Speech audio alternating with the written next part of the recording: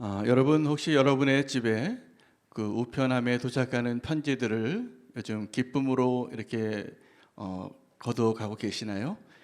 저는 굉장히 오래됐습니다. 그 편지함에 제가 정말 원하는 개인적이고 제가 아는 사람들이 손으로 쓰거나 직접 저에게 보낸 개인적인 서신을 받은 적은 이제 굉장히 힘들어지고 이메일이나 카톡으로 메시지를 받을 때가 많습니다.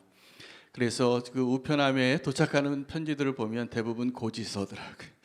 고지서가 많은데 최근에 저희가 그 고지서들 가운데에도 꼭 다 열어보고 보관하고 한 번 더 읽는 편지가 하나 있습니다. 그 편지가 어떤 편지냐 하면 정부에서 보낸 편지입니다. 여성부에서 보낸 편지인데 여러분의 집에도 아마 그런 편지가 다 도착할 걸로 알고 있습니다. 아시는 것처럼 그 내용이 우리 집 주변에 어떤 범죄자가 살고 있다라는 편지입니다. 저희 집에 딸이 셋이 있기 때문에 저는 뭐 그냥 그 편지 받고 거기 안에 있는 어떤 사람의 사진과 어떤 범죄 내용과 어떤 일이 있었고 또 그런 사람들 조심하라 그러고 그 여성부에서 이렇게 안내문 보낸 것들을 그냥 보는데 저희 큰 딸이 막내 딸을 보고 교육을 시키는 거예요. 이 사람 얼굴을 잘 기억해둬라. 이 근처에 산다. 혹시 만나면 조심해야 돼. 그렇게 해서 냉장고에다 붙여놓는 겁니다.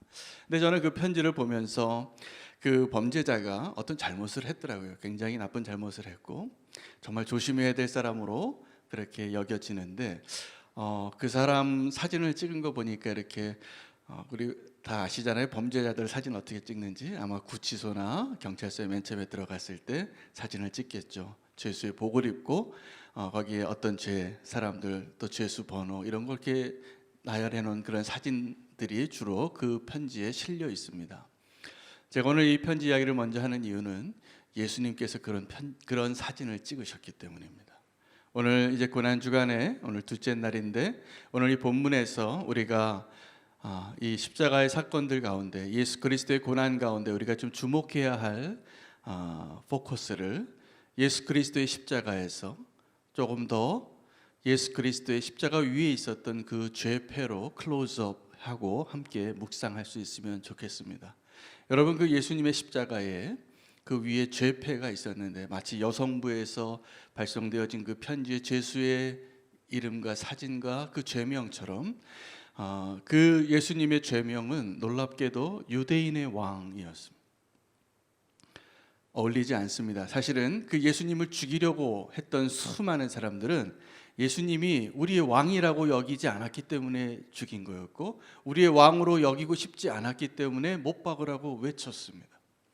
그런데 그 예수님께서 그 십자가에 못 박히시는 그 자리에 이 유대인들의 군중과 또 반대편에는 예수님이 아니라 피고가 변호한 것이 아니라 자기를 변론한 것이 아니라 판사가 그 재판장이 그 유대인들과 논쟁하고 수많은 갈등 속에서 결론 내려진 것이 유대인의 왕이라는 죄명이었습니다. 그 내용을 이렇게 들여다보니까 그 예수 그리스도의 십자가 위에 적혀져 있는 그 죄명에는 유대인들의 의도와 또 빌라도의 의도, 이 세상의 의도입니다. 그리고 그 위에 그 모든 것을 초월해서 하나님이 계획하시고 이루신 하나님의 의도가 드러나는 것을 우리가 함께 발견하고 또 하나님 우리에게 주시는 그 메시지를 붙잡고 이 고난주간의 하루를 예수 그리스도와 함께 더 동행하실 수 있게 되기를 축복합니다. 빌라도가 맨 처음에 이 재판을 시작할 때 예수님과 취조를 한 거죠. 사람들이 너를 왜 이렇게 고소하느냐? 네가 정말 유대인의 왕이냐라고 물었을 때 예수님은 그 첫 번째 취조에서 이렇게 대답하셨습니다. 그렇다고. 근데 요 예수님의 그 대답 한마디가 빌라도가 마지막에 판결을 내리는 그래서 그 십자가라는 죄형에 이 죄인이 어떤 죄인이다라고 결정하는 유일한 근거로 유대인의 왕 이렇게 적었습니다. 여러분 잘 아시는 것처럼 이 빌라도는 이 세상의 권력을 상징합니다. 이 세상 사람들이 십자가를 어떻게 바라보는가 오늘 이 본문에서 우리는 다시 한번 예수님을 세상이 어떻게 바라보는가 생각해 볼 수 있을 것 같습니다. 여러분, 요즘 세상이 교회를 바라보는 시선과 십자가를 바라보는 시선이 별로 긍정적이지 않고 우리가 우려할 만한 시선을 볼 때가 많이 있습니다. 분명히 그 사람들은 십자가를, 또 예수 그리스도의 진정한 십자가의 복음을 알지 못하기 때문에 그렇게 바라볼 것입니다. 그런데 제가 오늘 이 빌라도의 모습을 보면서 유대인보다 차라리 낫다라는 생각을 하게 됩니다. 여러분, 이 빌라도는 예수님을 그 십자가에 못 박게 내어주고, 그리고 그가 이렇게 다 아시는 것처럼 자기는 이 책임에서 벗어나려고 이 재판을 진행하면 할수록 예수님을 치조해보고 또 유대인들의 주장을 다 들어봐도 이 사람이 죄가 없는 것을 가장 정확하게 알았던 사람이 빌라도였습니다. 이 사람 죄가 없는 거예요. 그런데 죄 없는 사람을 수많은 군중이 죽이라고 외치고 있기 때문에 빌라도는 자기 양심의 소리와 이 군중의 소리가 충돌할 때 사실을 알았지만, 자기가 생각하기에 이 예수 그리스도는 죄인이 아니라는, 아무 죄가 없다라는 것을 알았지만 넘겨줍니다. 비겁한 행위를 하죠. 그래서 우리가 사도신경에 고백하는 것처럼 그는 이 십자가의 재판에서 재판장으로서 이 책임을 지고 싶지 않아서 자기가 예수님을 십자가에 넘겨주면서도 손을 씻었어요. 비겁한 거죠. 나는 책임지지 않으려고. 그래서 빌라도는 사실은 비겁한 모습의 상징이면서 또 한편으로는 이 빌라도가 오늘 본문에 보면 이 유대인들의 요구죠. 거기다 그 죄명에 앞에 자칭 유대인의 왕이다라고 쓰라. 그런데 빌라도는 그걸 거절했어요. 놀랍게도. 아니다. 내가 쓸 것을 썼다라고 고백합니다. 빌라도의 비겁한 모습과 빌라도의 진정성을 우리가 보게 되면서 이 세상은 우리가 어떻게 살아가느냐에 따라서 분명히 달라질 겁니다.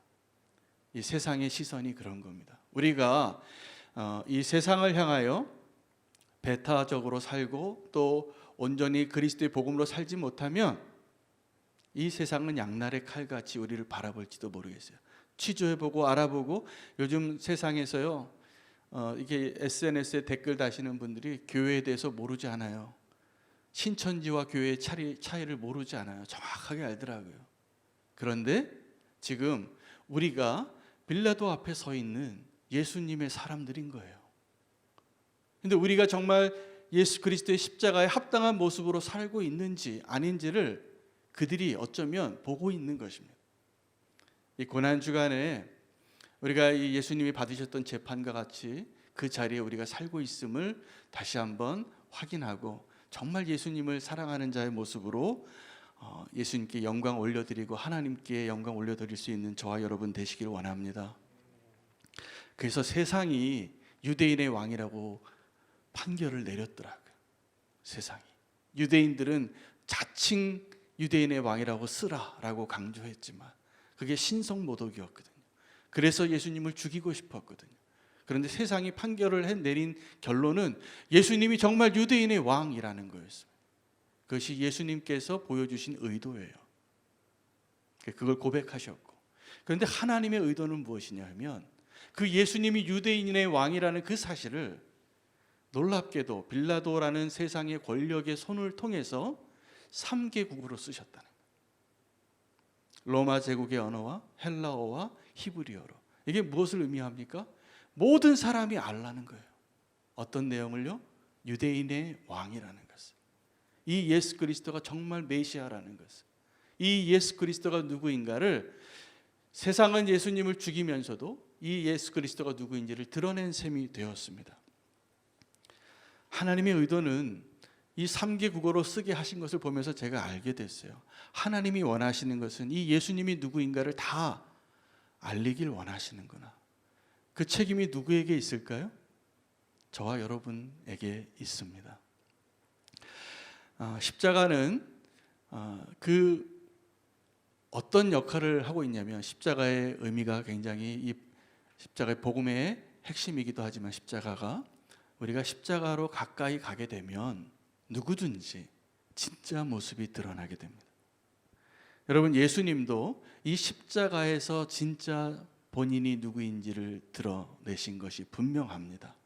복음서에 예수님께서 어렸을 때에 대한 이야기는 우리가 캐논으로 여기는 정경의 이 복음서에는 그렇게 많이 기록되어져 있지 않습니다. 왜냐하면 정말 하나님의 아들로서 예수 그리스도가 누구인가에 대한 내용이 별로 특별하지 않았기 때문일 것입니다. 그래서 예수님은 그 갈릴리의 한 소년으로 또 애굽에 피난 갔다가 다시 오셔서 평범한 저와 여러분과 같은 사람으로 사시다가 30살이 돼서 공생애를 사셨잖아요. 그리고 제자들을 부르시고 이 천국 사역을 시작하실 때 심지어는 세례 요한까지도 그가 누군지 정확하게 알지 못해서 자기 제자를 보내서 자기가 정말 위험에 있고 불신이 오고 믿음이 흔들릴 때 우리가 기다리는 자가 당신이 맞습니까? 질문했던 사람이에요. 그런데 예수님이 누구이신가를 그래도 가장 먼저 그 정체를 드러냈던 그 사건이 요한복음의 수가성의 그 사마리아 여인과의 만났을 때, 그 여인이 떳떳하지 못한 여인이었습니다.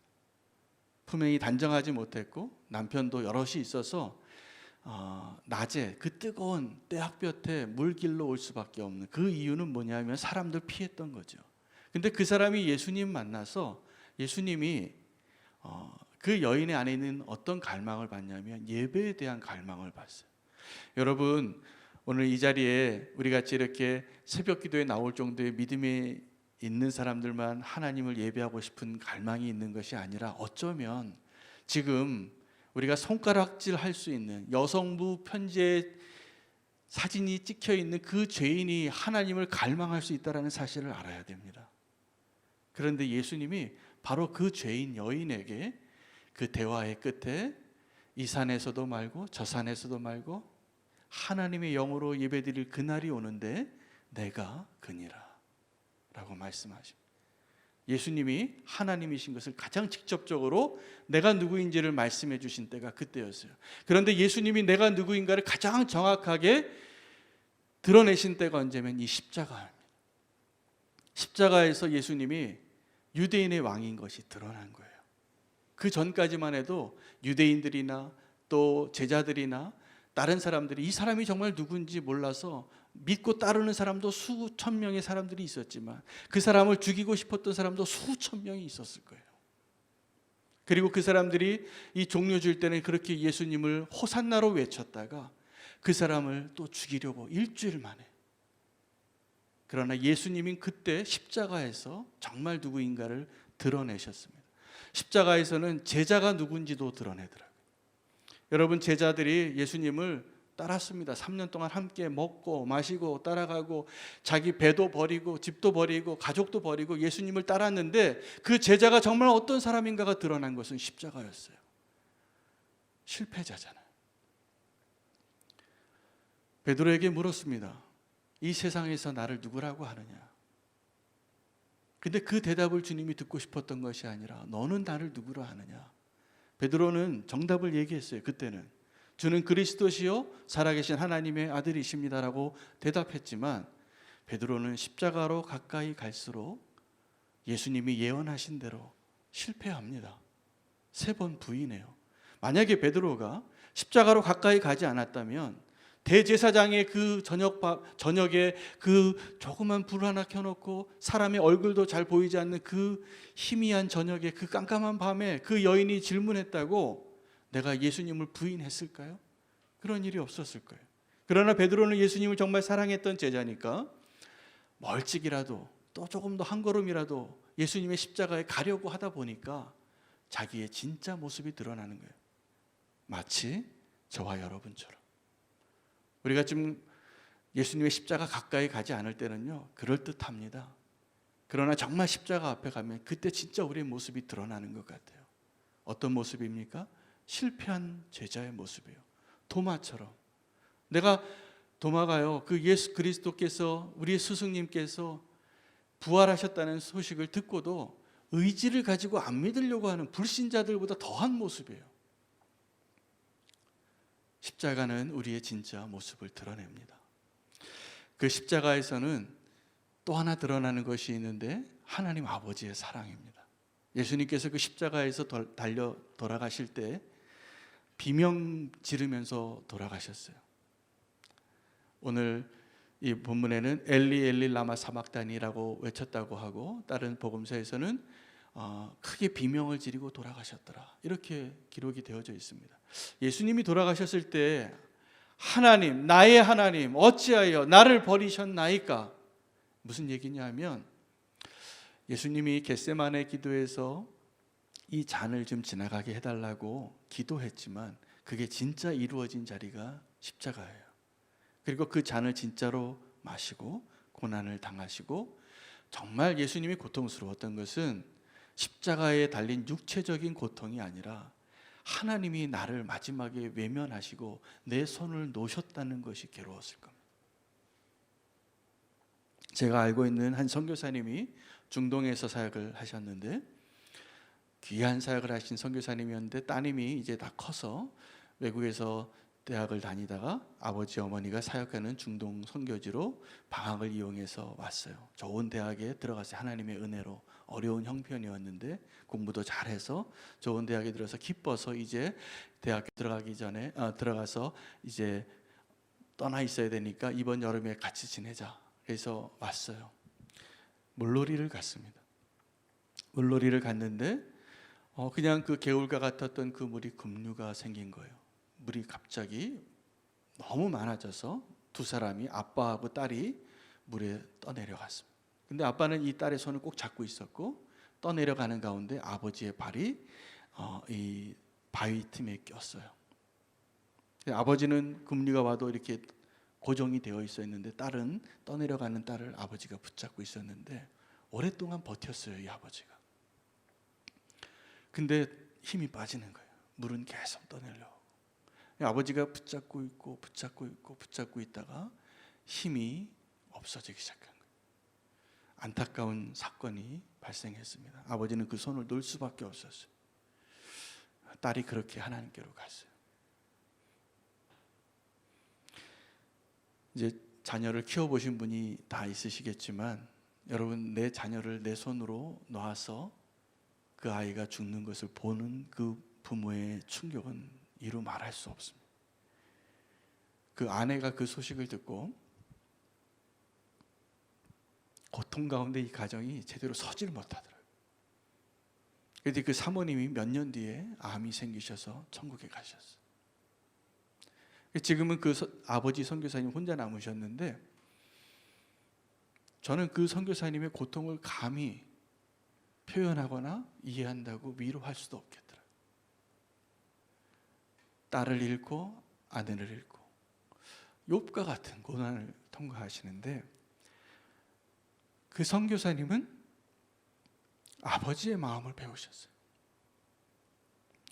여러분, 우리가 십자가에서 어쩌면 예수 그리스도의 고통, 나를 버리신 아버지를 향하여 비명 가운데 가셨던 예수님의 고통보다도 그 아들을 십자가에서 건져주시지 않고 도와주시지 않고 개입하지 않고 그 능력이 있고 힘이 있음에도 불구하고 버려두실 수밖에 없었던 아버지의 사랑을 우리가 조금은 알아야 됩니다.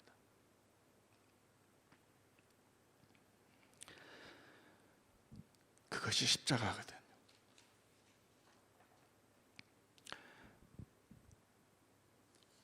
여러분, 청교도의 삶 가운데 미국에서 어떤 청교도 마을에 어떤 여인이 남편이 없이 지내고 있는 사이에 임신을 했어요. 여러분, 18세기 미국의 청교도들의 삶은 굉장히 경건한 마을입니다.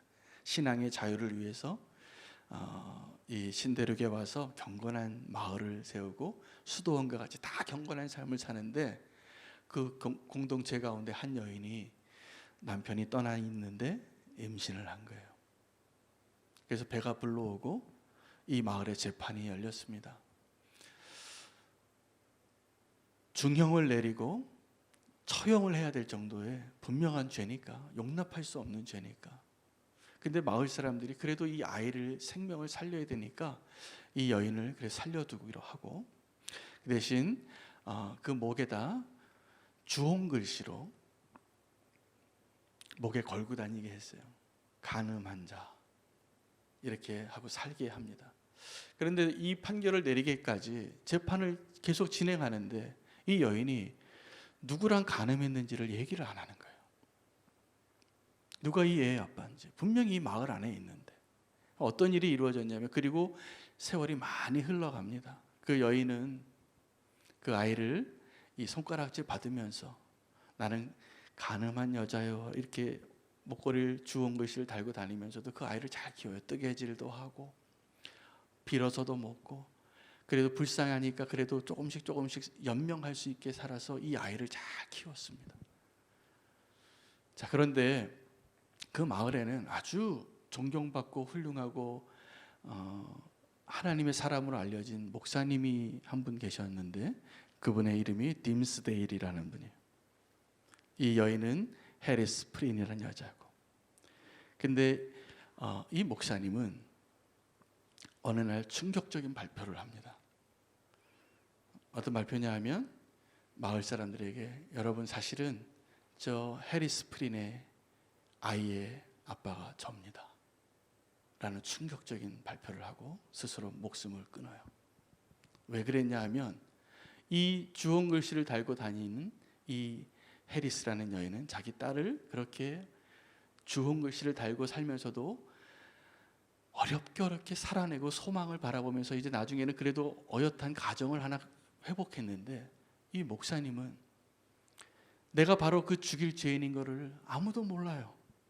근데 사람들은 점점 나를 존경해요.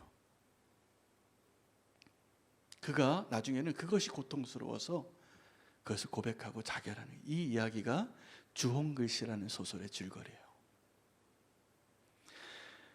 여러분, 예수님께서 십자가에 달려 죽으시고 주홍글씨 다시고 지금도 2000년 이상 우리에게 한 이야기의 주인공으로 남으셨어요. 우리가 오늘 하나님의 의도를 다시 한번 기억한다면 예수님께서 왜 그렇게 죄인의 모습으로 그 좌우편의 강도와 함께 주홍글씨 달고 살아셨던 그 여인처럼 사셨냐 하면, 우리가 이제 하나님이 원하시는 네 번째 언어의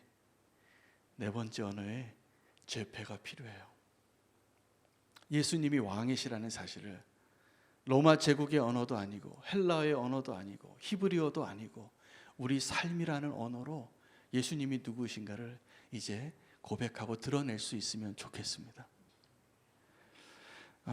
이틀 전에 저희 딸이, 지금 첫째 딸은 시집을 갔고요, 작년에.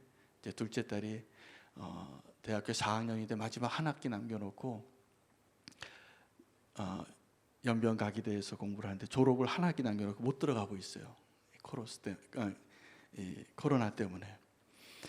근데 이제 우리 가족이 이렇게 있는데 노래를 하나 아빠가 뭐 들어보세요라고 가져오는 거예요. 근데 자기 핸드폰으로 노래를 틀어주는데 김진호라는 가수가 불렀던 가족사진이라는 노래예요. 여러분 다 아실 겁니다. 이렇게 김진호라는 가수가 노래를 잘합니다. 그리고 아주 상남자예요. 덩치도 이렇게 탁, 떡대도 이렇게 있고 남자같이 노래도 이렇게 딱 이렇게 하고 불러요. 아주 씩씩하게 군가같이 부르는데 이 노래의 제목의 가사는 제목은 가족사진이고 내용은 이 어머니가, 아버지가 일찍 돌아가셨는데 자기를 키운 어머니의 사랑에 대한 고백이에요. 근데 이 옛날 오래된 가족사진을 보니까 내가 아버지를 그렇게 닮은 거예요. 근데 그 사진 속에 있는 그 어머니는 지금 내 나이 또래에 너무나 앳된 한 여인이 아버지 없이, 생각해 보니까 나를 꽃 피우기 위해서 이 어머니가 자기의 인생을 다 희생하고 거름이 되었더래요. 그래서 이제 장성한 아들이 이제 자기가 결혼을 앞두고 있는 그 나이에 어머니의 모습을 보면서 노래를 하는데, 제가 그 여러 번 들었던 노래인데 또 듣고 저하고 아내가 눈물을 펑펑 쏟았어요. 그 노래 들으면 웁니다. 조심하셔야 돼요. 가사가 이래요. 나를 꽃 피우기 위해 거름이 되어버렸던 그을린 그 시간들을 내가 깨끗이 모아서 당신의 웃음 꽃 피우길, 꽃 피우길, 꽃 피우길, 이렇게 노래를 해요. 우리가 예수님께 그런 노래를 불러드릴 수 있는 주님의 아들이 되고 딸이 될 수 있으면 좋겠습니다. 우리가 힘겨운 시간을 보내고 있지만 우리를 사랑하셔서 아들을 내어주셨던 그 아버지의 사랑과 주홍 글씨를 달고 우리 대신 죄인으로 그 길을 가셨던 예수 그리스도를 오늘 꼭 기억하시면 좋겠습니다. 주님께서 우리를 얼마나 사랑하셨는지를 아는 것이 우리가 이 고난을 이길 수 있는 힘이라고 믿습니다. 예수님의 이름으로 축복합니다.